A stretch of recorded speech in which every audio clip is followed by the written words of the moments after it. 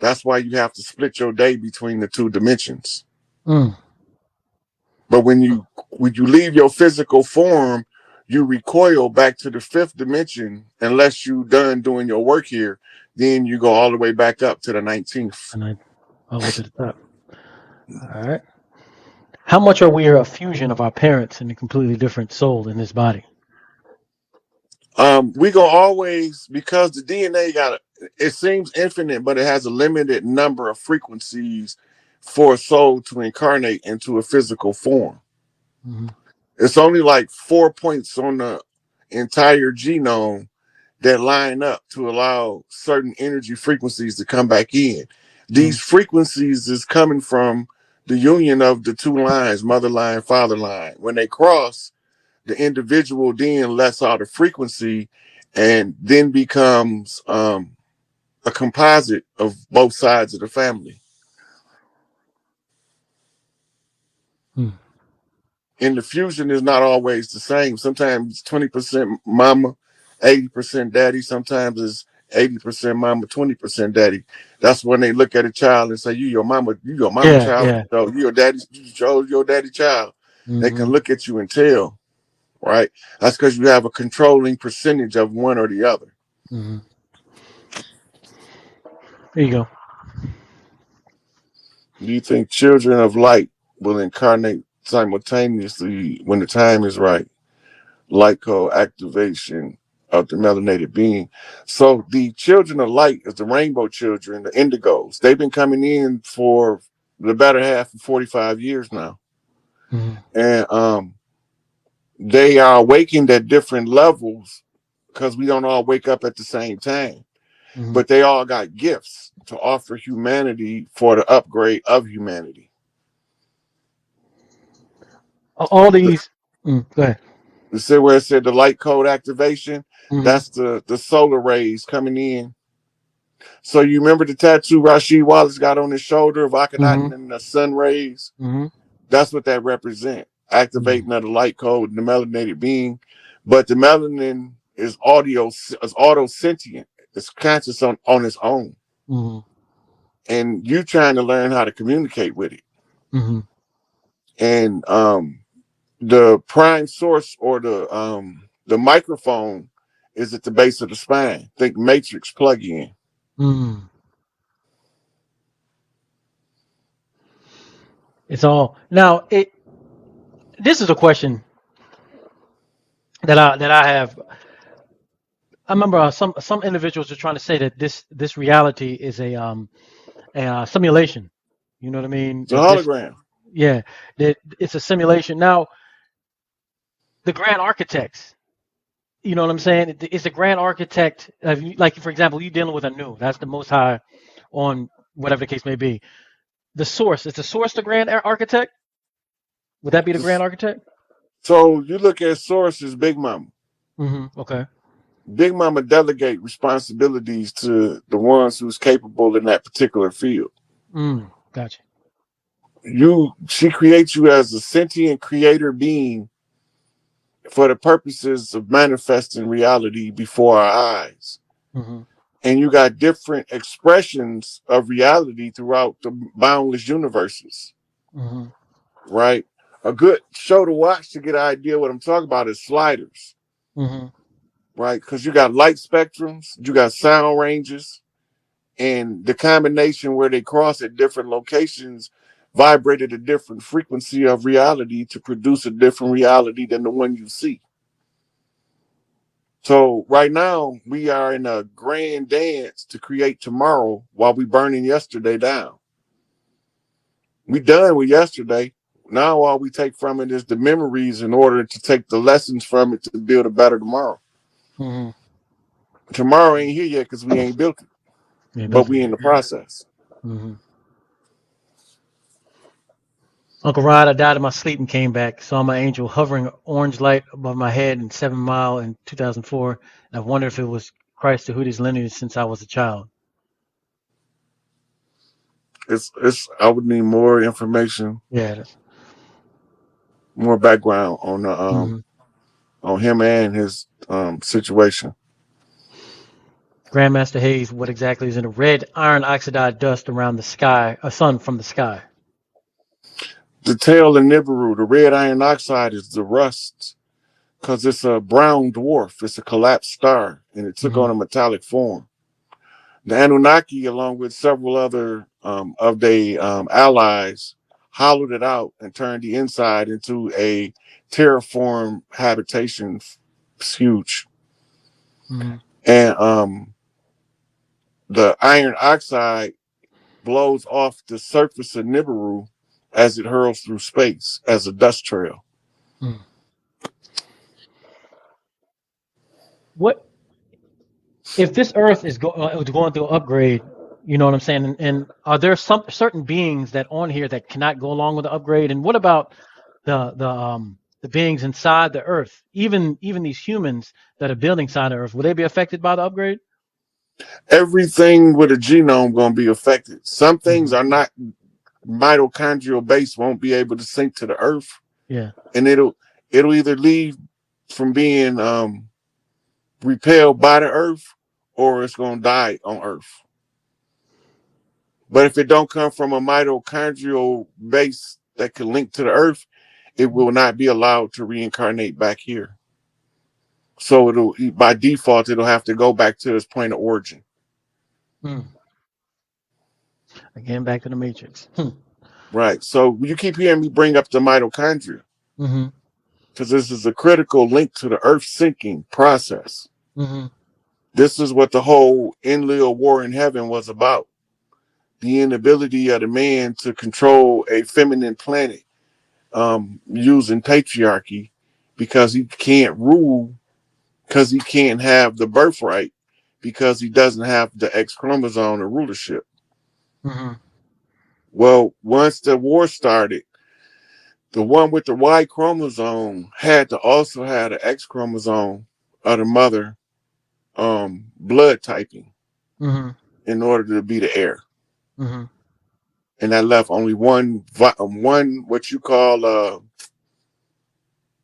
um, one option available. Mm-hmm. And that's why it's always one son, Mm-hmm. because he's the only one that's available that is on the frequency from the mother line and the father line. Is it? Is there? I know that back in time, certain times, women were able to impregnate themselves. Will that ever have to happen again? Um, that. That stopped because they put the moon there to block out the Lilith energy of Saturn. Mm-hmm. And the women had to relearn moon magic with their Saturn magic or their Lilith magic. Once they understand how to tune their frequencies of their body, they will be able to spontaneously reproduce what we call parthenogenesis. Mm-hmm. But only certain ones of them would be allowed to do it. Mm-hmm. Right. So her status would be queen, Yeah. like the queen bee, queen termite, queen ant. Mm-hmm. Hmm. All right. Question here: can you relate or describe the cosmic slop? Um, that's kind of difficult to. I'm not sure when she used the term cosmic slop. I'm thinking she's talking the waste product of creation Mm-hmm. being stirred up, Mm-hmm. but I'm not familiar with it as this term. This is an interesting question. Can we reincarnate in the same timeline after death, like a video game, if you don't beat the level? Yeah, sometimes you'll go back and live the same exact life over until you make the right choice where you got killed. Mm.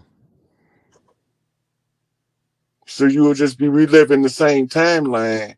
You just monkey flip back to the beginning in your consciousness. So you don't make that move that got your ass murdered. Yeah. As soon as you figure it out, you've learned in the self now. But you can Eh, definitely reincarnate on the linear timeline. mm-hmm. And now, is that as long as you're playing that loop? Is that hell? Is that your own personal hell? Um, Hell is subjective. Mm-hmm. because what they tell us is hell comes from a trash dump in Ur of the Chaldees, Mm-hmm. which they called it the city of fire, where they dispose of waste product and executed criminals. Mm-hmm. Where you get your verse, there'll be weeping and gnashing of teeth from throwing. And they also used to dispose of the synthetic workers using that method. Mm-hmm. Hmm. Oh man. All right, let's see. Let's see if we've got any more questions here.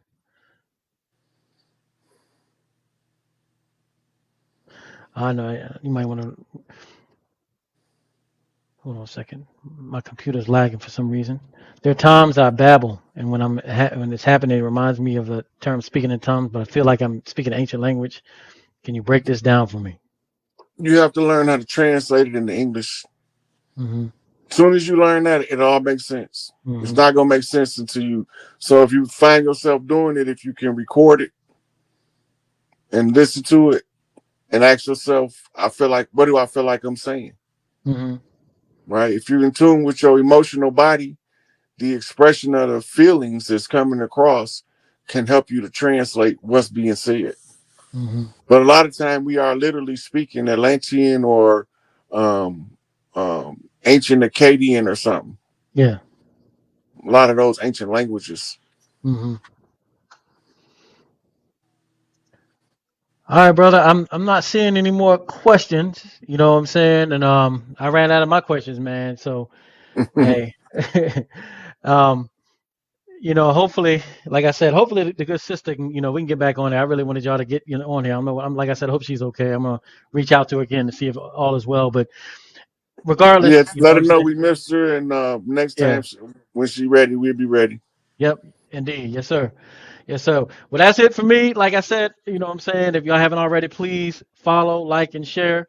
Get this information out to the people, you know what I'm saying? Especially dealing with this day and time. We talked about some really important things that we're seeing that are brand new, you know what I'm saying? That are very important happening as far as waking up the masses, you know what I'm saying? So as always, Uncle Rod, man, I appreciate you, my man, and you know what I'm saying? And you know what I'm saying? And we're gonna link back. I'm gonna have to get the good sister back on here, but I'll find out what's going on and we're gonna work it out. In the Okay, meantime, hey man, when I say that I literally 3 times a week I'll be listening to you, you know what I'm saying? Because it's very comforting hearing a voice that is talking on this caliber and this with this type of information that's so necessary. So I applaud you, brother, man, for what you're doing and just teaching us. You know what I'm saying? I applaud you 100%, man. Uh, appreciate it. Appreciate it. yes, and sir. Again, you know what I'm saying, and I took this from you. You know what I'm saying? All tribes unite. You know what I'm saying?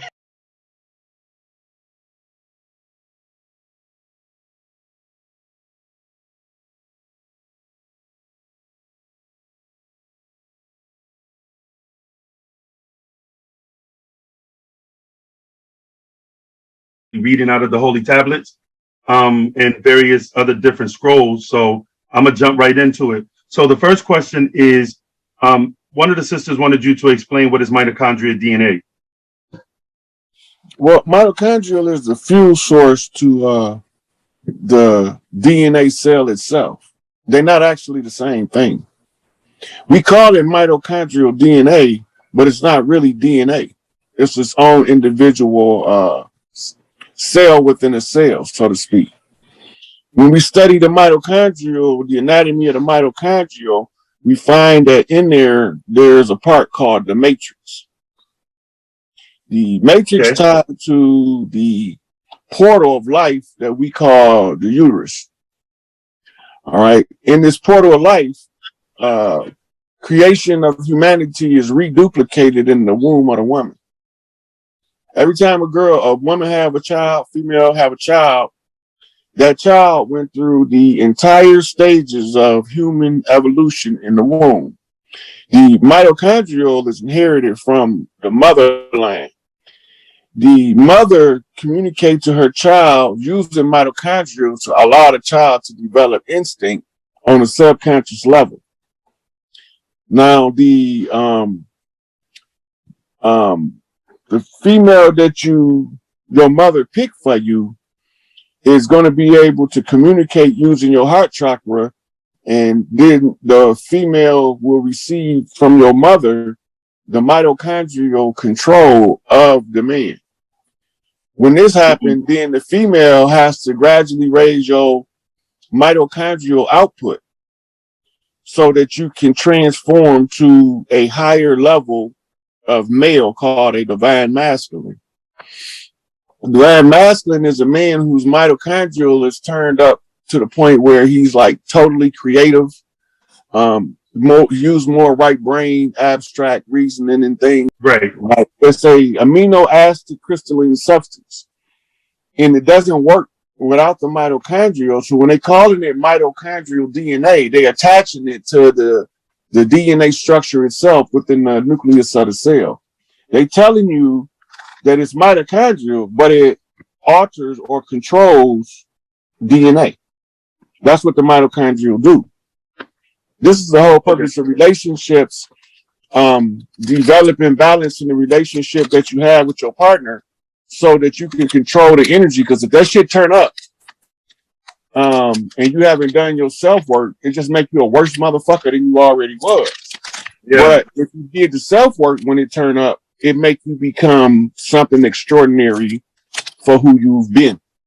So you're saying with the male, with the female mitochondria, or mitochondria in general between male and female, the balancement of like doing like shadow work is what balances the relationships? No, it's the shadow work makes you capable of balancing your own relationships by finding your own personal balance. That's what the shadow work purpose is. Your shadow work is to make sure that you don't carry the 7 deadly sins as part of your general makeup.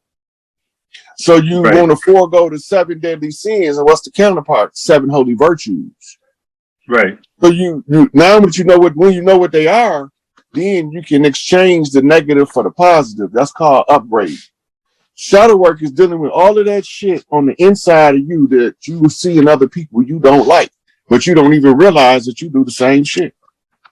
Oh. That's why I say judge not, that ye may not be judged. For by the same measure which you judge, by that measure also shall ye be judged. So whatever you condemn somebody else for, or look down on somebody else for, is going to be your cause of your own personal judgment. Because you judge yourself by how you judge others. Yeah. It's like you measure yourself up to those people. Mm-hmm. But more not realizing that you can be very well just as guilty of doing the same things that you don't like in them. Yep. Because you don't want to look at everybody but yourself. Remember before I told you, I tell motherfuckers that's doing, when they doing their self-work, if everywhere you go you have a problem with somebody, it's only one common denominator. You're the only motherfucker that go. Okay. So if everywhere you go you got a problem with somebody, you need to look at yourself. You're the only common denominator, yourself. You said that, that's My granny You're the used to only say that. motherfucker with you everywhere you go.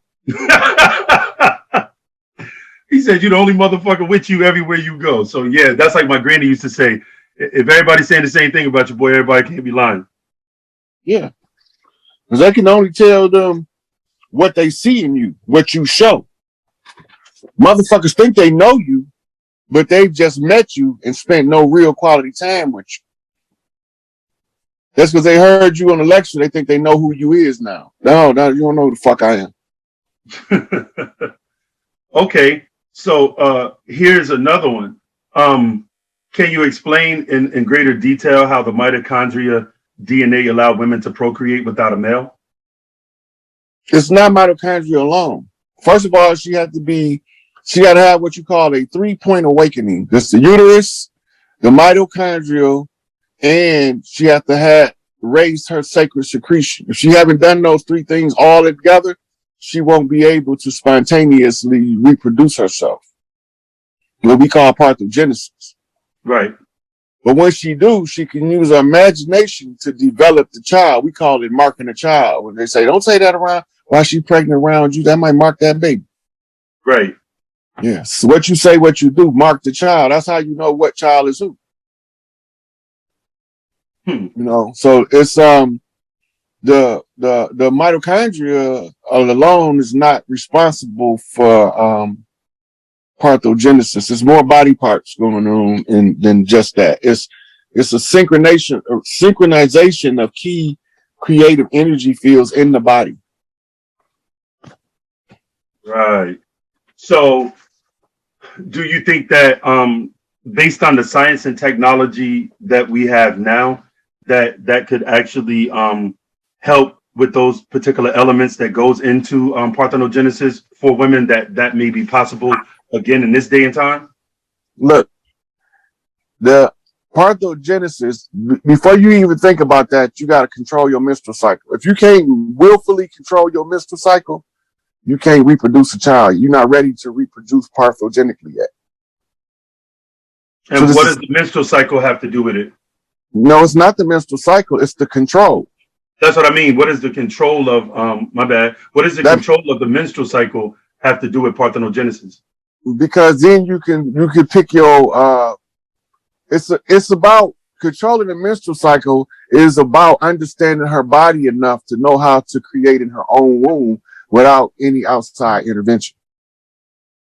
You got to learn to control. If when they in tune with their uterus, they can turn that motherfucking shit on and off, but they don't know it because they taught that it's going to come every 28 days because it's been artificially induced by the sun.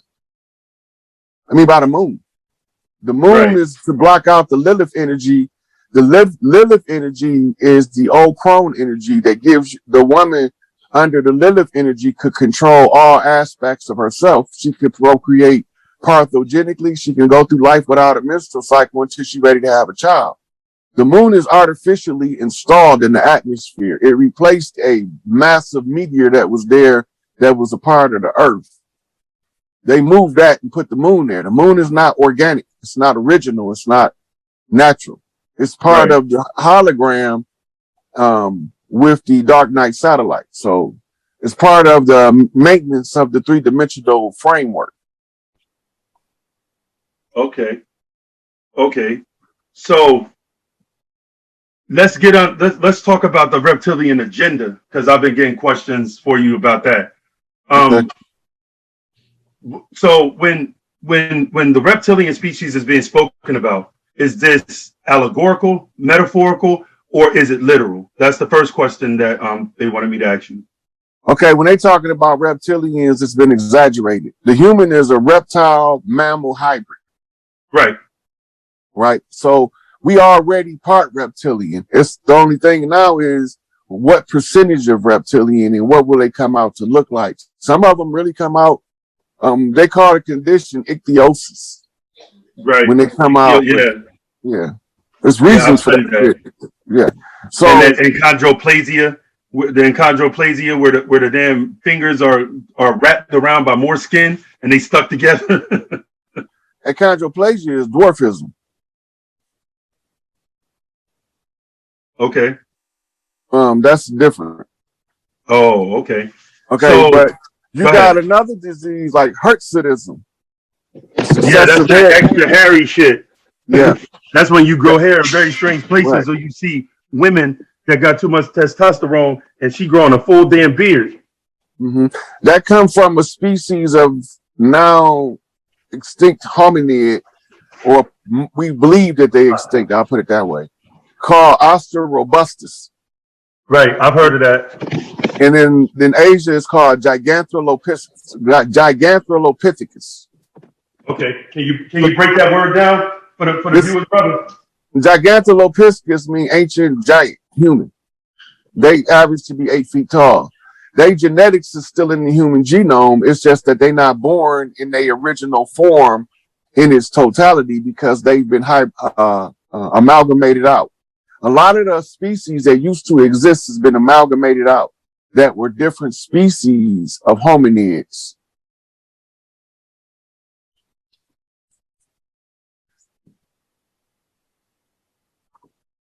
Okay, so go ahead and finish explaining the reptilians. Like, how has it been exaggerated? Now, we know that the brain has a part in it called the RX factor, right? And I think that that's abbreviated for Rex, symbolic of reptilian. And we understand that humans in the first stages in the mother's womb is in a reptilian state, and then they develop into, Gramardians and all these other different species until they, get turned human on the ninth month. But I think that what they're speaking about is the extraterrestrial involvement aspect of reptilians. Like, they want to know, are the reptilians actually physical like humans, looking different like snakes, like creatures they're seeing? That's why I brought up ichthyosis. Because you have humans that look like reptiles. Gotcha. So it shouldn't be far-fetched that there would be a species of hominid coming from somewhere else that look lizard-like. Right. Right? So to us, they would be having the condition of ichthyosis, a severe case of ichthyosis. Okay. But they come from a place that's normal in their genome. So it's more genetically normal, basically. The trait for that particular species. Right. The trait has to be a normal trait in order for us to classify them under a certain classification. Got you. So you got different beings that look like different types of reptiles and insects. They call insectoids.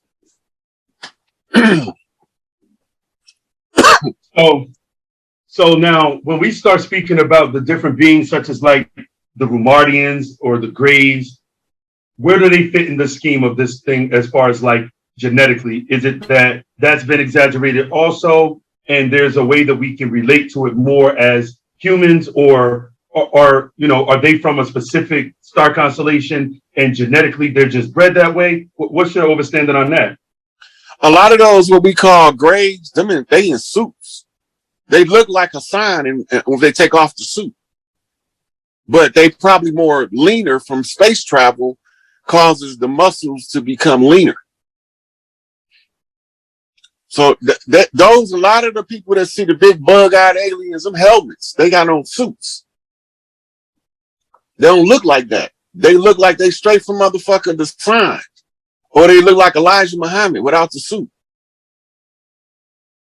Gotcha. I see exactly what you're saying. It's more that they have you're not taking a picture or of them themselves. It's like taking a picture of an astronaut that has a spacesuit on, basically. Yeah, exactly that. But by us not knowing what's going on, we have to rationalize in our mind what we see. When we give the description and they draw it, we got this big bug-eyed alien creature that don't look nothing like that, but it look exactly like the spacesuit he wearing. That makes all the sense in the world too, because you can just give realistic examples of just fucking NASA. Mm-hmm. And stuff like that with the space travel. Not just NASA, not just space travel. The guy that goes to put on the deep sea diving suit. Yeah, I didn't even think of that part. Yeah. Imagine you ain't never seen the deep sea diving suit. You on the beach and the motherfucker come out the water with goggles on, the snorkel on. Hey, we got the brother Rod Hayes in the building. I dropped his Cash App in the comment section. If y'all want to show the brother some love, he gonna drop it. We going all the way in today. Go ahead, brother, finish. So you on the beach, you ain't never seen nobody in a wetsuit. And they ask you to describe them, you're going to describe damn near a mermaid. from the foot gear to the way they swimming, that makes sense. Yep. All that is like, okay, so the Dogon talk about no more Amo coming out of the water. That's they right. kind of like Ikki and Ainana coming out the water. And they said they had on a fish suit, remember? Yep. The fish suit is for underwater activities. They used to use the skins of dolphins and beluga whales to make underwater suits. And you know what, bro? When you look at those deep sea divers that be like in those animal theme parks, and how they that be dealing with like the whales and the dolphins, those black suits resemble exactly what you're saying, as if it came from the skin of a whale. Mm-hmm. Cause that's what they was using, right? And then they was using they can make it airtight. You can make the suit airtight To the point where it fits your body like skin. You can either make it fit your body like skin, or you can store air in the suit because it's airtight to take underwater while you're swimming, and you will control your breathing to determine how much farther you got to go underwater. Right. So let's talk about planet Risk. People want to know if Risk is a hypothetical planet or a literal planet. Already posted that. NASA already said they found the planet with the 3 suns and all that. I posted that shit last year. They finally admit they discovered Ritz. Basically, they just didn't name it that. Now, I know that because I seen a newspaper article on it. I actually seen a newspaper article on it. But these are the questions that the brothers and sisters that's been listening to you want to know, because they kind of heavy into the Wabu doctrine or protocols or whatever, and you know they see you as the most knowledgeable right now on the platform. So I said, you know, I'm gonna go ahead and see when the brother got some time, and we're gonna go in. Hey, so look, now go ahead, bro. I got a new Wabian brother in Detroit. Got a damn near photographic memory for this shit. That's what I used to study with. Okay.